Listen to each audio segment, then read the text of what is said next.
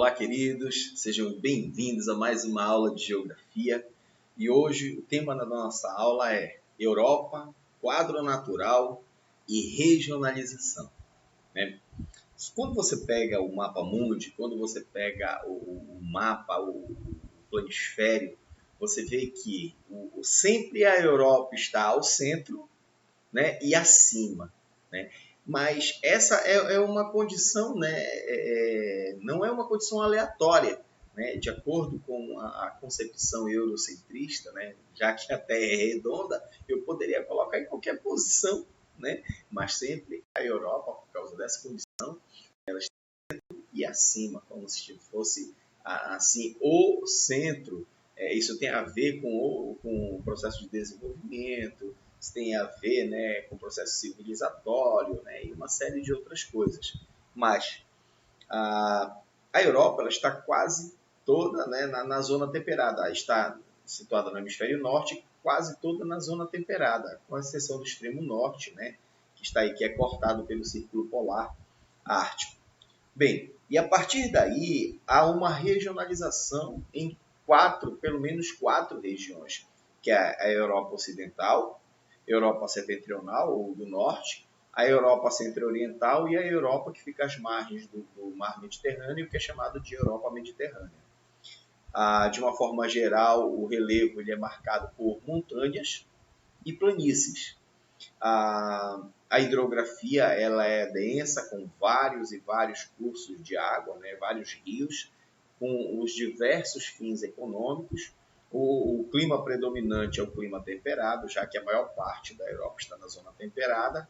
Ela possui uma vegetação variada, com predomínio da floresta temperada, né, até pela localização, né, da Europa e do clima, né, a relação do clima com a vegetação. E grande parte dessa floresta temperada já foi derrubada, né? Há um intenso processo de desmatamento na Europa. Se você puder observar nesse mapa, você vai perceber a divisão política da Europa.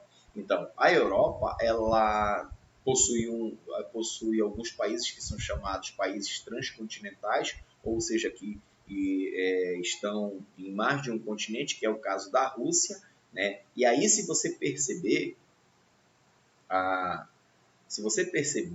deixa eu só apontar aqui para você. Se você perceber, aqui nós temos os Montes Urais, né? Que eles fazem, dentro da Rússia, eles fazem a divisa entre a Europa e a Ásia. Né? É por isso que ela é chamada um país transcontinental, além de outros, né? Como a Turquia. A Europa ela não tem grande extensão territorial, é um dos menores continentes, né? Ela possui apenas 7% das terras imersas, né? E o litoral ele é bastante recortado, se você perceber aqui, ó, o litoral europeu é bastante recortado, com vários mares, como o Mar Báltico, o Mar Mediterrâneo, o Mar Negro, né? Entre outros, o Mar do Norte, né? Há muitas penínsulas, como a Península da Jutlândia, a Península Ibérica, a Balcânica, dentre outras, né? A Escandinava, onde está a Noruega, a Suécia, né? E dentre outros, a Itália, cara, que eu esqueci de falar aqui, né? E além disso, né, a Europa ela possui, né, o seu território, né, com bastante dividido, ou seja, muitos países, né, com pequenas extensões territoriais. Só um adendo aqui, né? Se eu voltar aqui, você vai perceber que a Europa ela apresenta uma descontinuidade, né, com relação a alguns países. Por exemplo, o Reino Unido. O Reino Unido é um dos principais países da Europa, né? Então, só que ele está dividido está situado em ilhas, né? O Reino Unido, né? A principal delas, né? A ilha da Grã-Bretanha, onde está a Inglaterra. Então, pensando nisso, se estabeleceu o Eurotúnel, né, que é a interligação geográfica entre a Europa e o Reino Unido. E o Eurotúnel, ele interliga, está ligando a França à Inglaterra, né? Aí você percebe o Eurotúnel, né? A ideia original foi do engenheiro francês Albert Martel, que foi apresentada a Napoleão Bonaparte no século XIX. Ele possui o Eurotúnel 3 grandes túneis, né? E um deles, né, está entre Londres, entre Londres e Paris, né? Chega até Bruxelas, e ele transporta pessoas. Outro, transporte de veículos, né? E existe um terceiro túnel que ele é para a manutenção, né? Um túnel de emergência, né? E veículos sobre rodas, eles transitam aí para essa manutenção, para uma possível emergência. Bem, o relevo, se você ver aqui nesse mapa isométrico, você vai ver que nós temos muitos maciços antigos, né? Muitas montanhas, né? Principalmente na porção centro-norte, né? O destaque é para os Montes Urais, como eu falei, que separa a Europa da Ásia, né? E os Alpes escandinavos, né? Aqui, ó. Okay? As planícies centrais, com destaque aí para a planície russa, tá? Esses solos dessas planícies são solos muito férteis, onde há o predomínio da criação de gado e cultivo, principalmente de cereais. E as cordilheiras recentes, que são montanhas mais jovens, né, e com grande altitude, como é o caso dos Pirineus, né, essa região aqui dos Cárpatos, né, os Alpes, os Apeninos, aqui, ó, na região da Itália, né, os Alpes Dináricos e os Balcãs, aqui, além da região do Cáucaso. Tá? Aqui algumas imagens para a gente visualizar melhor. Você tem aqui o maciço da França, a meseta espanhola, que fica na região de Pamplona, está aqui a meseta espanhola, essa região alta e plana, né? Outro detalhe que a gente precisa destacar é a utilização dos geysers, né? Um geyser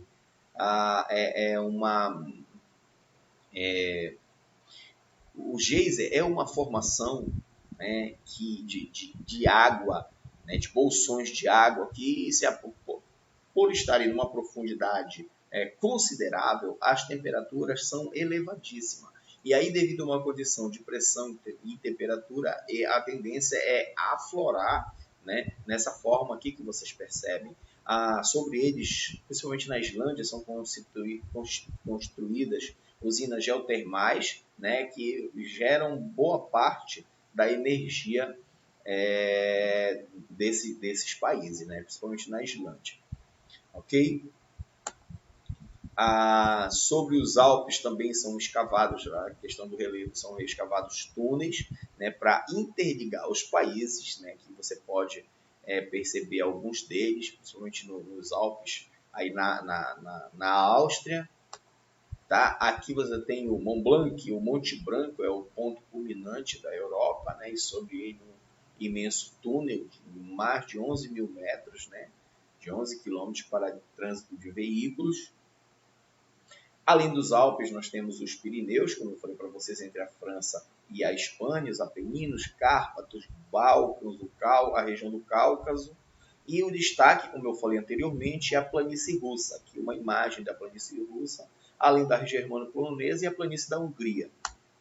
Tá? Outro detalhe que a gente precisa enfatizar são os polders.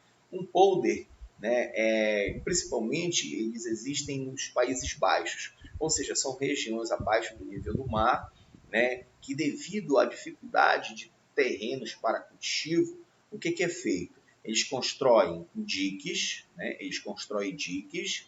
e aí é feito um bombeamento dessas águas interiores um bombeamento, e devido à imensa fertilidade, essas terras, né, após bombeada a água, né, elas são muito utilizadas, né, para a agricultura e às vezes até para a pecuária, ok? A hidrografia, como eu disse, é uma hidrografia muito densa, ela possui muitos cursos de água, muitos rios, né, e mares, e eles são utilizados para a produção de energia, para irrigação, para comércio e muito utilizados para navegação. Né? E eles são importantes eixos entre os países do continente, interligação entre os países. Aqui embaixo você tem o rio Volga, que é o mais extenso, está na Rússia, é o Reno, nos Alpes suíços e deságua no Mar do Norte, junto ao porto de Roterdã, no caso dos Países Baixos, além do Danúbio e do rio Sena. Ok? O clima, você tem na Europa do Norte, né, baseado no clima, você tem, em relação ao clima, você tem uma determinada paisagem, que é a floresta boreal, que é também chamada de taiga ou floresta de coníferas, além no extremo norte, né, da ocorrência da tundra. Tá? Na Europa das planícies, aí você tem, devido às chuvas bem distribuídas o ano todo, né, você tem a floresta temperada, além das pradarias. Né? Pradarias. Na Europa do Sul, né, próximo aí ao Mediterrâneo, você tem a vegetação mediterrânea, além das altas altitudes, a vegetação de altitude. Tá? Aqui você tem um mapa de comparação entre o clima e a paisagem, né, que você pode perceber a relação que há aos domínios morfoclimáticos. E aqui as imagens, né, como eu falei para vocês, a imagem da floresta boreal ou floresta de coníferas, também chamada de taiga. As suas folhas são, essa vegetação é chamada de acicolifolha, por quê? Porque suas folhas são na forma de agulha, né? E aí o grande detalhe, para não acumularem neve na superfície,